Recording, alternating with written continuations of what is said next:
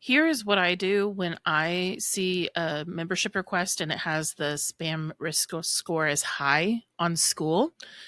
So I'm trying to blur some things out because it might be a real person and it might be using somebody else's identity. So I'm going to try to go through this with keeping that blurred, but that's the reason for the blur.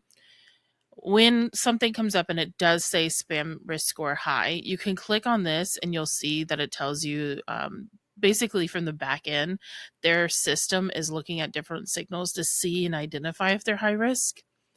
The first thing I check is when it says like their location. So that says United States, United States. I come up here and I'm going to click on chat. Just give me one moment because I think when I push chat, you're going to be able to see their stuff. So 1 second. So because it said United States and now it says Lagos right here, I know that this is going to be a spammer. Okay. Um, it's also going to warn you like before you get a message, or if you received a message, it's going to say the high risk here, which you could go ahead and hit block if you wanted to. But this tells me enough to know if they're trying to say their location is the United States, but they're in Lagos, that's not a real person. Okay. So what I would do from here is I'm going to click report user and then I'm going to ban them. That way this person, even though I've reported them to school, so I'll do that in just a second. I'll report them, but I want to ban them because I don't want the same person to request again because I already know that I'm not going to let them in. Now you can see this is what I do. Maybe there's a better way, but I've checked with other people and we always just click these two top ones and then school can figure it out, right? So I'm going to hit report and then I'm going to hit ban. And now we can see that there's another one that's popped up. I'm going to do the same thing. This one says Amsterdam.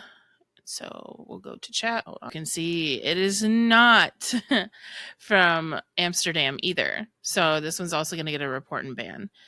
Another thing that I will do is their profile. So as you can see, this person has a profile and I can see that they've been active and it says 12 contributions. So if they're in other communities that are public or communities that I'm also in, what I can do is I can click up and then click on one of these and it's going to show me what they've been contributing in those if they have. So I did a drop down for this community right here. And as you can see, they're doing the hello everyone, I'm new here. Hello everyone, I'm new here. Hello everyone, I'm new here. So this is likely a spammer, scammer, fake bot, whatever you want to call it. Oh, and well, what I would say from this is that that's going to tell me that, yeah, I don't want this person in my community. I'm also going to report and ban them. A lot of times they'll also be like, hey, how's it going with your community? Here they're like, hey, hello, how have you been in this community? What have you been learning so far? Just getting started? Like all of these things. It's typical spammer behavior. So it tells me that the auto mod for Skool that flagged these people as high risk is working and it's doing its job. So I do not let these people in. This is what I do whenever I'm going to sit down and just go through all my membership requests. Because for me, in my community, I have a pro plan. So I have auto approve on. And the only thing that's not being let in on auto approve is anybody that's flagged as high risk. I do also have my chat and my posting limited so people can't just immediately start and get in because there are spammers that will get past the auto mod, right? And you just have to catch them as they go. I think most people can like recognize it. But yeah, this is what I do with the high risk scores. I usually go through and look at all these different things and then I just report and ban them so that I'm not getting bugged by the request again.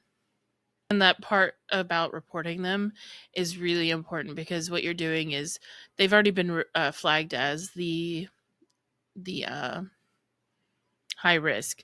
But if you go ahead and report them too, it brings it up for the school moderation for the platform to look at it, and that way they can go ahead and like if they need to chat block them or do all these other things to get rid of them. So those are the things that I look for.